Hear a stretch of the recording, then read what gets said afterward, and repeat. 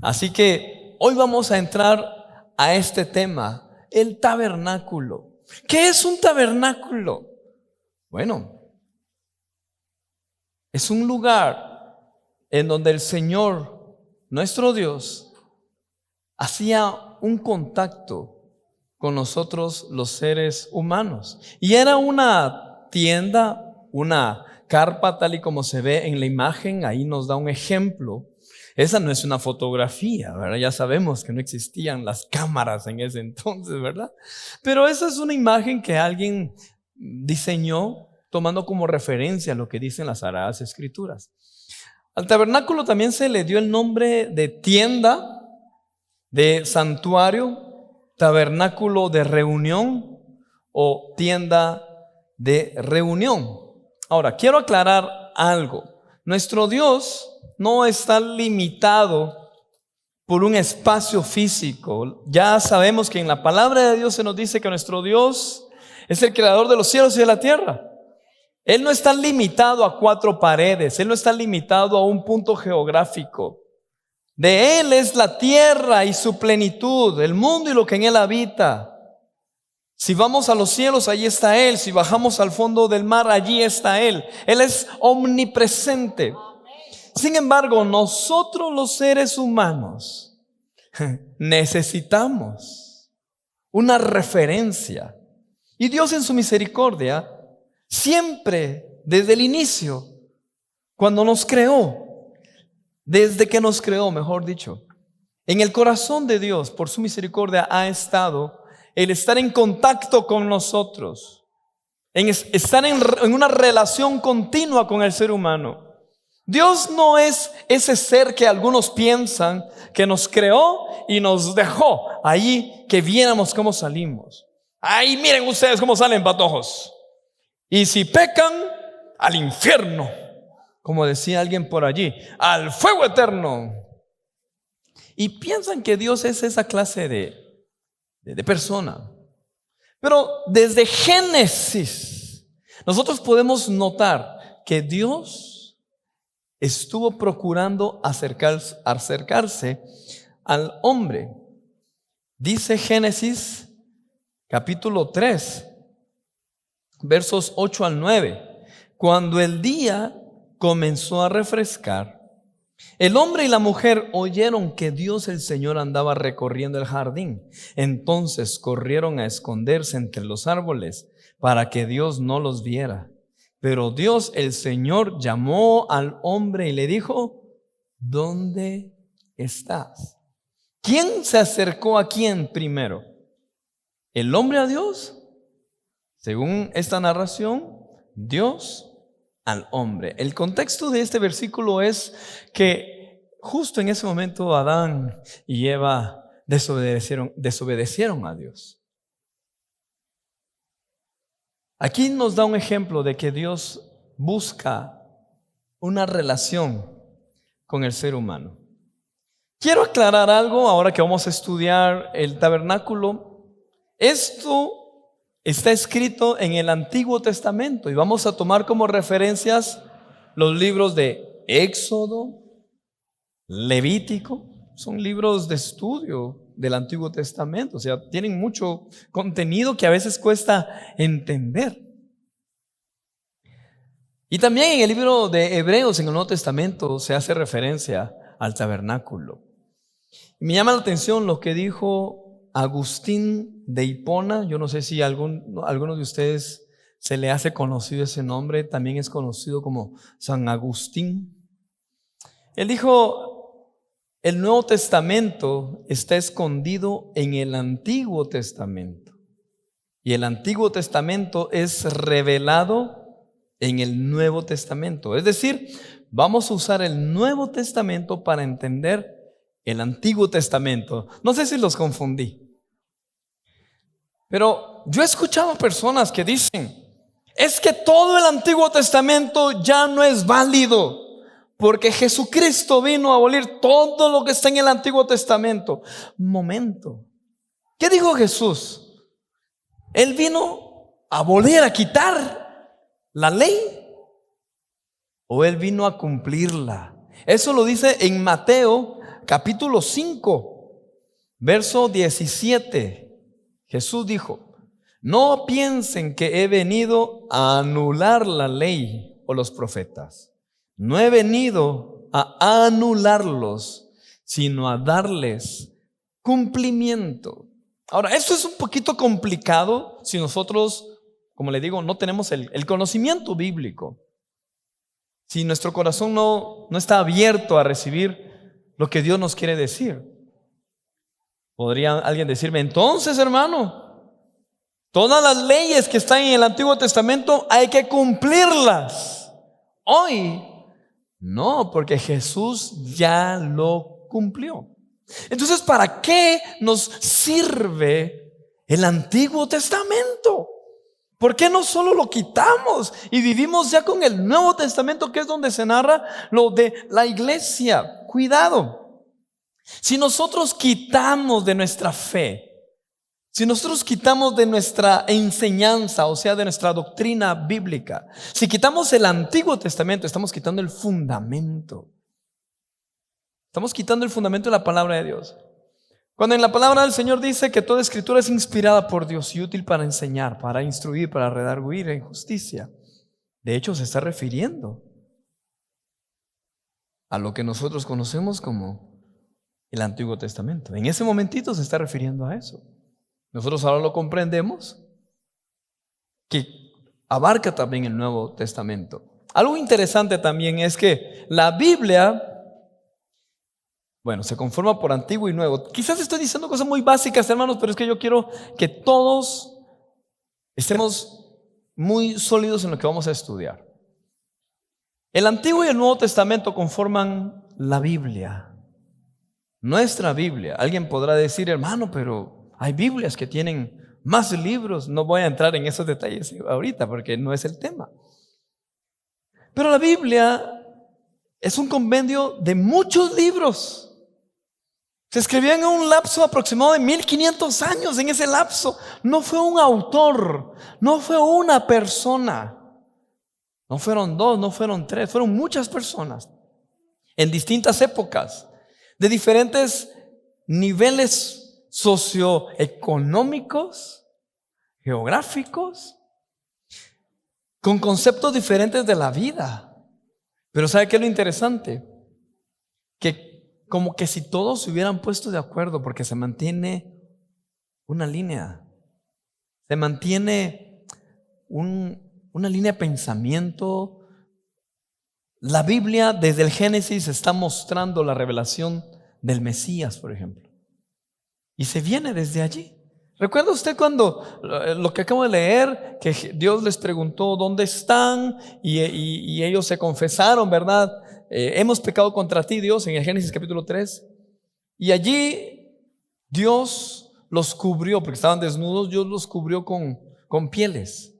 Desde allí podemos notar que se tuvo que sacrificar a un animalito o unos animalitos por el pecado de otros. Y desde allí se empieza a notar la redención, el perdón de los pecados.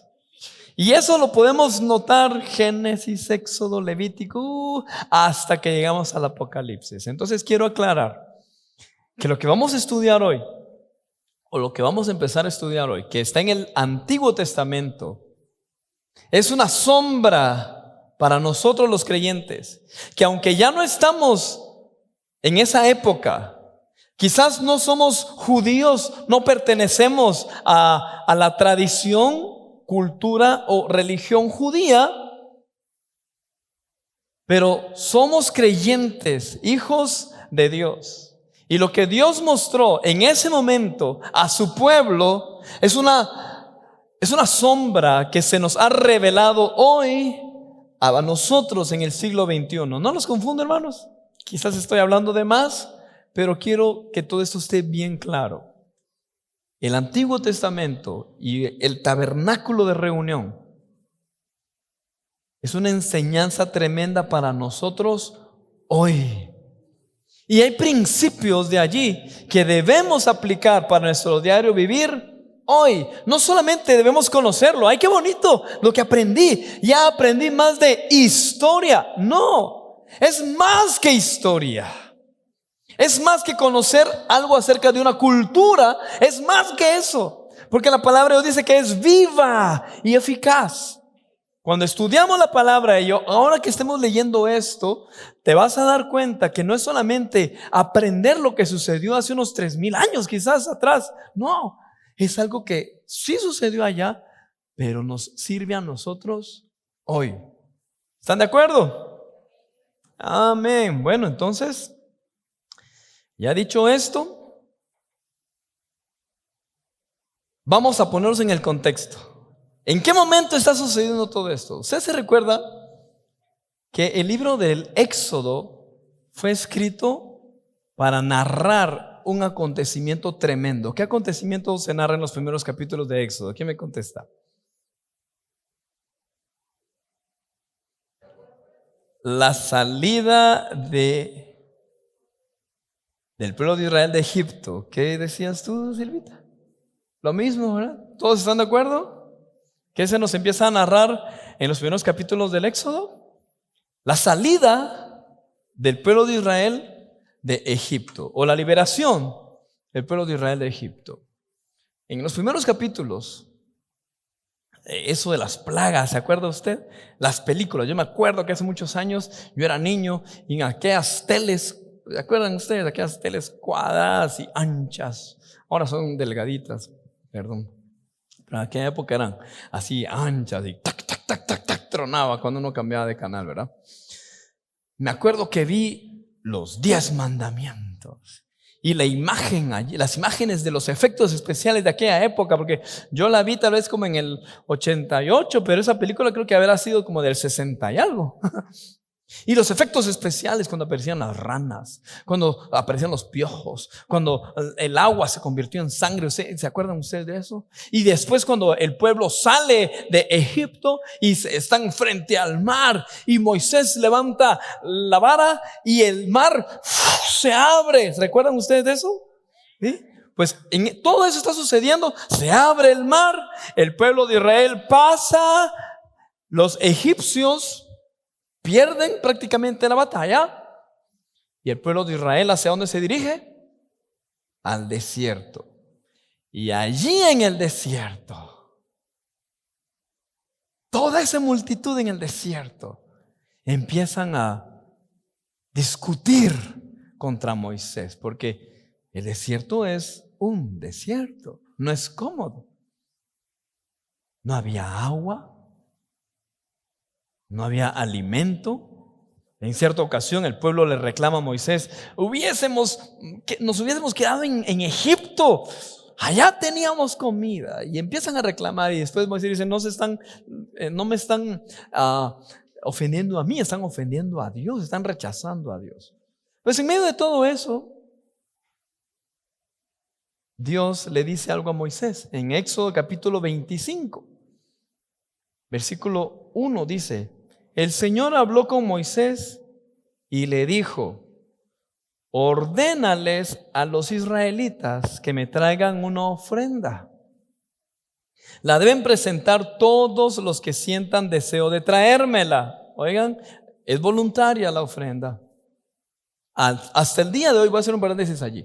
Hasta el día de hoy, la ofrenda que nosotros traemos a la obra del Señor, que le presentamos al Señor, es voluntaria. Y eso lo hemos aclarado acá como congregación. No es una imposición. El apóstol Pablo dijo: cada uno dé como propuso en su corazón, no por tristeza ni por necesidad. Que cada uno dé según su obra haya prosperado. Y hay promesas del Señor. Y quien tome la promesa, pues gloria a Dios. Pero bueno, dice, regresemos aquí al tema, versículo 3.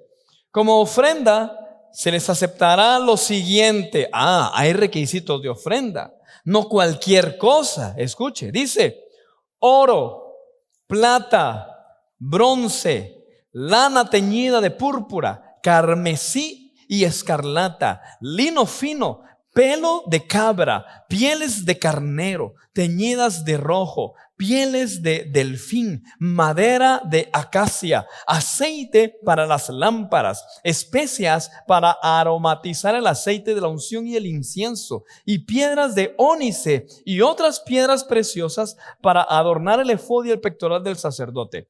Después me harán, ¿qué dice? Un santuario para que yo habite entre ustedes. Versículo 9. El santuario y todo su mobiliario deberán ser una réplica exacta del modelo que yo te mostraré. Hay algo muy interesante. Ahí está claro lo que les dije hace unos minutitos. La intención de Dios, en el corazón de Dios estaba habitar en su pueblo.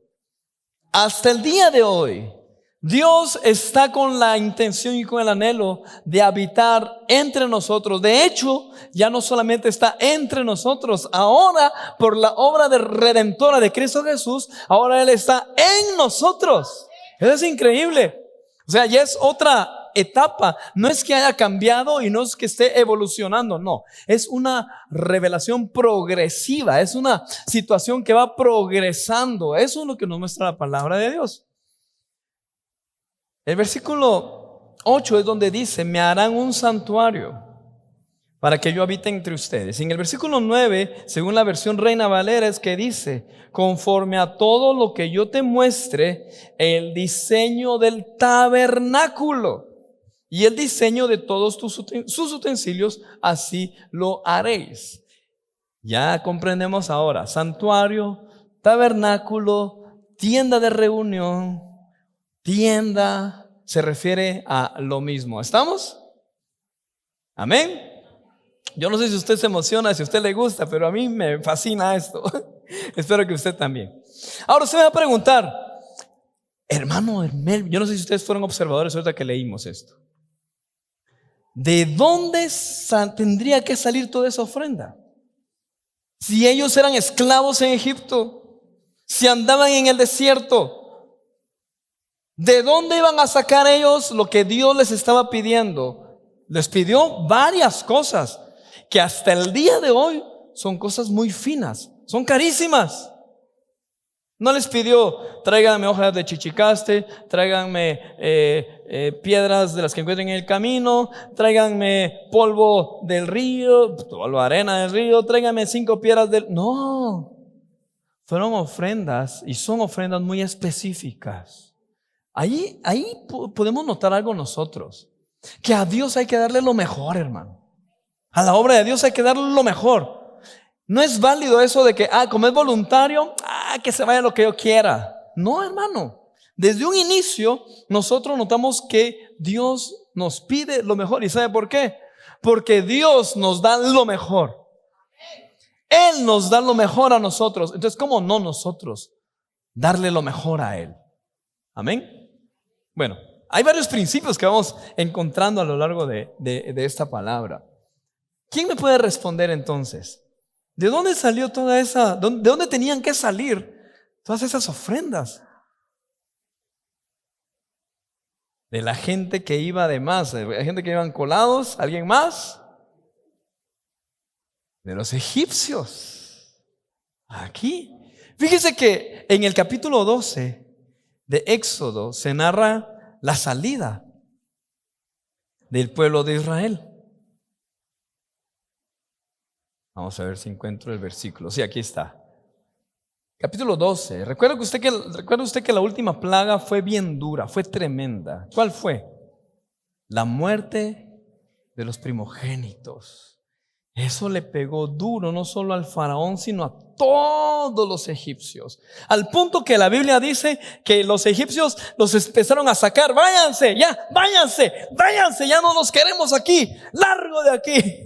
Después de que no los querían dejar ir, ellos mismos los expulsaron. Y en el versículo 35 dice: después, siguiendo las instrucciones que Moisés les había dado, pidieron a los egipcios que les dieran objetos de oro y plata y también ropa. Y el versículo 36 dice: el Señor hizo que los egipcios vieran con buenos ojos a los israelitas, así que les dieron todo lo que les pedían.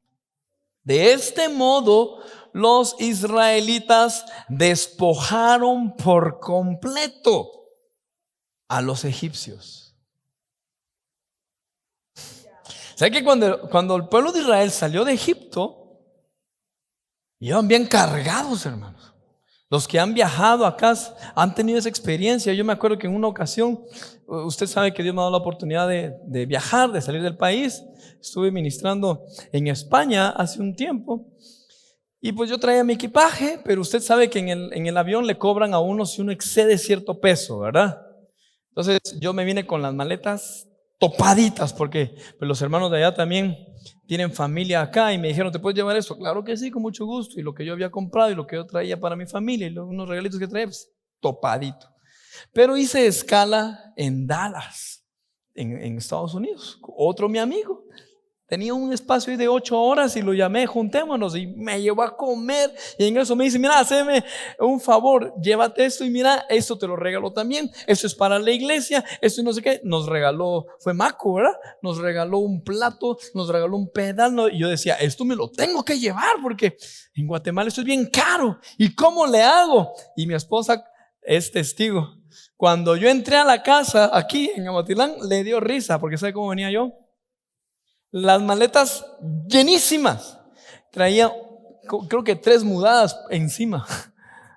Un pantalón de pijama, uno tipo flojito y otro pantalón encima. Yo venía caminando casi así.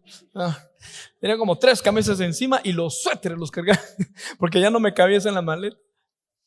Algo así creo que salieron los israelitas de Egipto, hermano. Cargadísimos, ¿verdad? Váyanse, ya no me cabe, tráetelo, una canasta por aquí, otra bolsa por acá, y así jalando las ollas por aquí. Eso por ponerle salsa al asunto, ¿verdad? Lo que trato de decir es que nuestros hermanos israelitas de esa época salieron con todo eso. ¿Por qué? Dios tenía un propósito. Cuando Dios entonces lo pidió, Dios también estaba probando el corazón del pueblo de Israel. Así como cuando Dios te bendice. Si Dios te bendice, es con un propósito. No es solamente para que tú digas: ay, qué pilas, soy yo. He hecho buenos negocios. He duplicado mis ingresos. Este año me ha ido mejor que el año pasado. Y entonces viene el Señor y te dice: mira, hay que colaborar con la obra. No, a mí no me van a manipular en la iglesia. No, eso del diezmo, eso es del Antiguo Testamento. No, eso de dar a los demás, para nada. Eso de dar al prójimo, eso no es conmigo. No, hermano, cuidado. Si Dios te da, es para que tú des. Si Dios te bendice, es para que tú bendigas. Amén. Y si tú lo haces, Dios te va a seguir bendiciendo. Bueno, sigamos. Mire, ya se me está yendo el tiempo y vamos todavía por el contexto. El tema de hoy es solo la introducción. Menos mal, ¿verdad? Pues en ese contexto fue que Dios pidió que se hiciera el tabernáculo con la intención de que Él habitara entre su pueblo. Y dentro del tabernáculo, en de los capítulos 25 al 27, se narra el mobiliario del tabernáculo. ¿Me pueden colocar por favor la fotografía del tabernáculo, hermanos de producción? Dios, entonces allí se ve cómo era. Es una idea, hermanos, eso, ¿verdad? Según las escrituras, un diseñador vino y elaboró ese dibujo, y algo así era el tabernáculo. Dese cuenta que no es un edificio de concreto, de piedras, no. La intención del tabernáculo es que fuera una tienda movible. Mire qué tecnología esa para ese tiempo. Tenía que armarse y desarmarse. ¿Por qué? Porque en algún momento Dios les decía, vamos a avanzar, vamos a caminar. Y había un grupo de personas específicamente asignadas, capacitadas, preparadas para desarmar toda esa obra arquitectónica y la llevaban en hombros. Y cuando Dios decía, aquí nos vamos a colocar, allí tenían que volverla a armar. Algo así como, no estoy denigrando, pero para que nos demos una idea, algo así como funcionan los circos. ¿Usted ha dado cuenta que los circos son como ambulantes, verdad? Arman la carpa, y de ahí se les terminó el tiempo en ese lugar, la desarman y van hacia otro lugar. Algo así era el tabernáculo. Y se da cuenta ahí en la imagen, ahí podemos notar un área que dice, ya está numerado, mire qué bonito, dice partes del tabernáculo. Número 1, lugar santísimo, arca del pacto. Segundo, velo, altar de incienso, candelabro, lugar santo, mesa de la proposición, primer velo. Ahora se refiere a la cubierta del tabernáculo, dice piel de tejón, carmesí, o sea tela roja, lino fino y tela azul. Ok, cada uno de esos elementos de los que vamos a estar estudiando y otros más en estos miércoles. Hermano, eso es una belleza, hermano. Usted dirá, ¿y para qué va a servir esto? No falte los otros miércoles. Venga, conéctese. Cada uno de esos elementos tiene un significado para nosotros hoy. Y si no lo sabemos, no los estamos aplicando. Y si no los estamos aplicando, estamos perdiendo, hermanos. Mi pueblo perece porque le falta conocimiento, pero qué bueno que usted está aquí, amén. También vamos a conocer a las personas que trabajan en el tabernáculo o que trabajaban en el tabernáculo. No cualquier persona entraba. Es que yo quiero servir allí. No, hay requisitos. O sea que Dios hace acepción de personas. No, pero Él es santo. Él es santo y quienes le busquen y quienes se acerquen a Él deben hacerlo en santidad. O sea, mire todo lo que podemos aprender cuando estudiamos esto. Entonces vamos a estudiar también sobre los sacerdotes. ¿Me pueden colocar por favor la fotografía del sacerdote? Ahí está, gracias. Ahí están los levitas, los sacerdotes. Las personas que estaban trabajando, que trabajaban en aquel entonces en el tabernáculo. Sus vestiduras tienen un significado muy importante. Lo tenían para aquella época y lo tienen para nosotros hoy. Todo eso es figura, es sombra para nosotros hoy en el siglo XXI, aunque usted no lo crea. Aunque usted piense, eso es solo para estudiarlo, para conocerlo. No, hermano, tiene una aplicación para hoy. Escuche lo que dice Éxodo 28:1 en relación a los sacerdotes. Dice, haz que comparezcan ante ti tu hermano Aarón y sus hijos Nadab, Abiú, Eleazar e Itamar de entre todos los israelitas. Ellos me servirán como sacerdotes. Oiga, entre todos los israelitas, ellos me servirán como sacerdotes. No todos. Versículo 2. Hazle a tu hermano Aarón vestiduras sagradas que le confieran honra y dignidad. Habla con todos los expertos. Escuche. Habla con todos los expertos a quienes les he dado, habilidades especiales para que hagan las vestiduras de Aarón y así lo consagre yo como mi sacerdote. Miren, hermanos, Dios asignó personas específicas para trabajar esto. Fue hace muchísimos años. No existía la tecnología que nosotros conocemos hoy. No existían las carreras, las profesiones que nosotros conocemos hoy. Tenían que ser personas capacitadas. Y mire, Dios capacitó personas. Éxodo 31, versículos del 1 al 6. Ahí aparece esto y dice, el Señor habló con Moisés y le dijo, toma en cuenta que he escogido a Bezalel, hijo de Uri y nieto de Hur, de la tribu de Judá, y lo he llenado ¿de qué? Lo he llenado del Espíritu de Dios. ¿De qué? Sabiduría, inteligencia y capacidad creativa para hacer trabajos artísticos en oro, plata y bronce, para cortar y engastar piedras preciosas, para hacer tallados en madera y para realizar toda clase de artesanías. Versículo 6. Además, he designado como su ayudante a Aholiab, hijo de Ahisamac, de la tribu de Dan, y he dotado de habilidad a todos los artesanos para que hagan todo lo que te he mandado hacer. Miren, hermanos, Dios pidió que se hiciera esa obra, pero Dios capacitó personas. Aquí también comprendemos, aquí habría otro tema, hermanos. Personas en quienes Dios depositó capacidades. Cada uno de nosotros tenemos diferentes capacidades. Y esas capacidades, esas habilidades, las debemos desarrollar para la gloria de Dios. Todo lo que hemos recibido de Dios es para su gloria. Yo me gozo porque gracias a Dios aquí en la congregación tenemos un buenísimo equipo de músicos. Gloria a Dios. Gloria a Dios porque se han estado preparando. Su servidor es músico, a mí me gusta la música. Me he preparado, me preparé. Yo pensé que en mi vida, en mi carrera y todo iba a girar solamente alrededor de la música, pero no, miren, el Señor me llamó también aquí a ministrar en su iglesia. Pero Dios capacita, Dios prepara. Yo me acuerdo cuando yo estaba aprendiendo a tocar el piano, y no solamente estaba aprendiendo a tocar el piano, me pusieron a dirigir la alabanza de una vez. ¡Pam! No sé si ustedes se acuerdan, en aquella época, ¿cómo no salieron corriendo? Un par de veces han de haber salido corriendo ustedes, digo yo.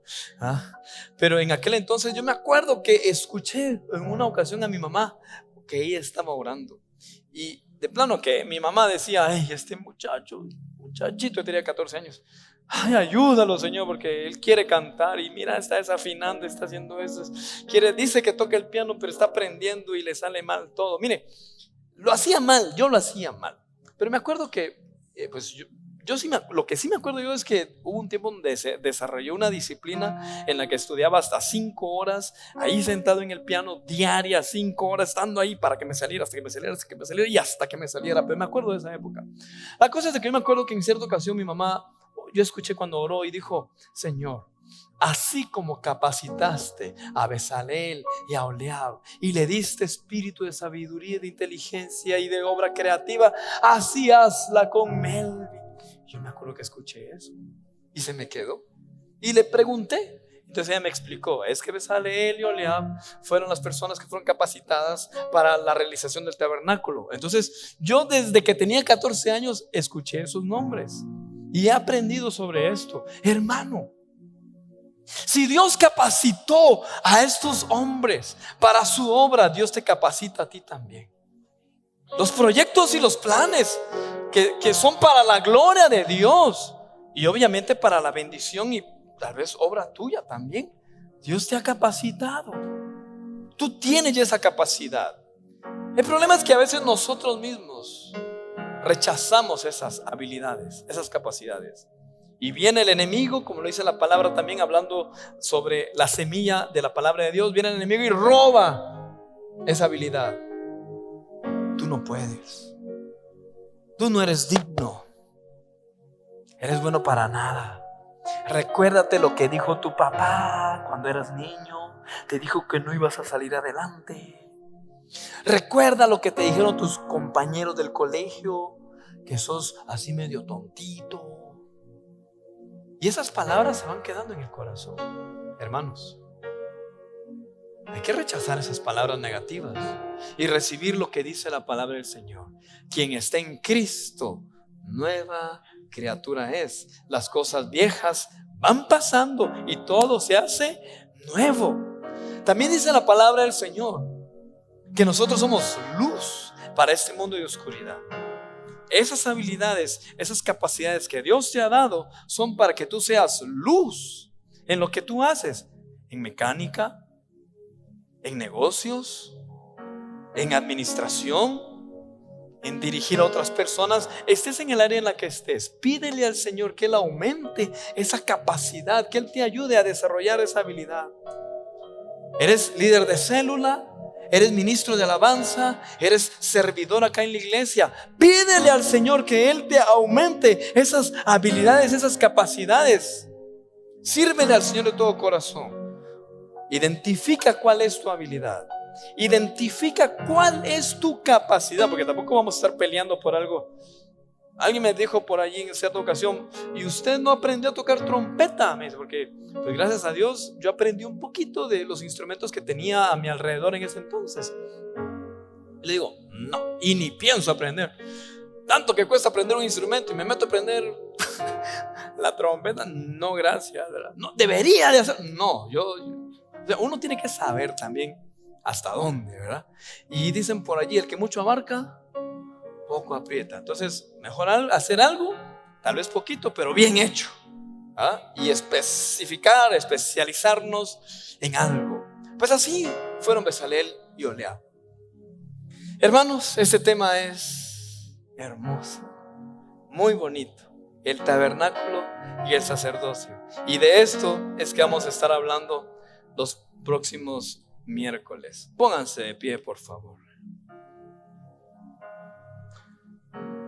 Y como les hablé al inicio, el Antiguo Testamento es el fundamento, es la sombra de lo que Dios muestra en el Nuevo Testamento. El Nuevo Testamento, digámoslo de una forma, es la revelación progresiva de lo que se ha especificado en el Antiguo Testamento. Les voy a leer lo que dice Hebreos capítulo 9 versos 11 y 14, que ya son del Nuevo Testamento, y dice: Cristo, por el contrario, al presentarse, escuche esto, es que esto de verdad es impresionante. Al presentarse como sumo sacerdote de los bienes definitivos en el tabernáculo más excelente y perfecto, no hecho por manos humanas, es decir, que no es de esta creación, entró una sola vez y para siempre en el lugar santísimo. No lo hizo con sangre de machos cabríos y becerros, como se hacía en el tabernáculo en el Antiguo Testamento, sino con su propia sangre, logrando así un rescate eterno. La sangre de machos cabríos y de toros y las cenizas de una novilla rociada sobre personas impuras las santifican de modo que quedan limpias por fuera. Si esto es así, cuánto más la sangre de Cristo, quien por medio del Espíritu eterno se ofreció sin mancha a Dios, purificará nuestra conciencia de las obras que conducen a la muerte, a fin de que sirvamos al Dios viviente. Todo lo que vamos a estar estudiando estos próximos miércoles, vamos a ver su cumplimiento en Cristo Jesús. En el tabernáculo se realizaban sacrificios por los pecados del pueblo, Dios siempre dando oportunidades de que hubiese una restauración. Dios ahora no nos está exigiendo que le sacrifiquemos toros, ovejas. No nos está exigiendo que andemos moviendo una tienda de arriba para abajo. No, nosotros somos ahora templos del Espíritu Santo. Pero por eso tú tienes que cuidar tu templo. Ya no es necesario sacrificar animalitos para pedir perdón. Jesucristo cumplió eso. Pero tampoco tenemos que aprovecharnos de eso. Dice el apóstol Pablo que presentemos nuestro cuerpo como sacrificio vivo y santo. Nuestro diario vivir debe ser un continuo sacrificio a Dios. Tu continuo vivir. A veces se cae, cuando se ignora todo esto, es cuando se cae en un cristianismo light. Se ignora todo eso. Dios que me perdona. Dios es buena onda. No importa lo que yo. No. Somos templo. El Espíritu Santo mora en nosotros. Cierra tus ojos un momento y medita en esta enseñanza y cómo la aplicas a tu vida. ¿Cómo la puedes aplicar? ¿Te has acercado a Dios? ¿Has estado dispuesto tú para acercarte al Señor cuando Él se acerca a ti? ¿Hemos estado atentos a escuchar su voz cuando Él nos habla? ¿Hemos estado dispuestos a movernos cuando Él dice que nos movamos? ¿Estamos nosotros dispuestos a detenernos cuando Él dice que nos detengamos? Realmente estamos conscientes que Dios mismo habita en nosotros a través de su Espíritu Santo. Antes no todos los seres humanos tenían la oportunidad de entrar a la presencia de Dios. Ahora todos tenemos la libertad de presentarnos ante el Señor y de gozar de su presencia. Señor, aquí estamos como pueblo tuyo. Te pedimos perdón por las veces que te hemos ofendido. Pedimos perdón, Señor, por las veces que hemos ignorado y no hemos querido escuchar tu voz. Hoy reconocemos que nosotros somos templo del Espíritu Santo. Hoy reconocemos que en muchas ocasiones te hemos fallado. Siendo tú santo, nosotros te hemos fallado. Perdónanos, Señor. Pídele perdón al Señor ahí donde tú estás, hermano. Ahí quienes están a través del internet, les invito a que aparten este tiempo y cierren sus ojos también y se unan a nosotros diciendo: Señor, perdónanos las veces que te ofendemos. Perdónanos, Señor, porque pecamos, fallamos. Ayúdanos, Señor, a vivir conforme a tu voluntad. También, Señor, pongo en tus manos las habilidades, los talentos y las capacidades de mis hermanos, lo que tú has repartido a cada uno de mis hermanos. Ayúdalos, Señor, para que cada uno de ellos pueda desarrollar, pueda hacer crecer ese ministerio, ese talento, esa obra para la que fueron llamados, Señor. Te doy gracias por tu misericordia, Padre, en el nombre de Cristo Jesús. Amén.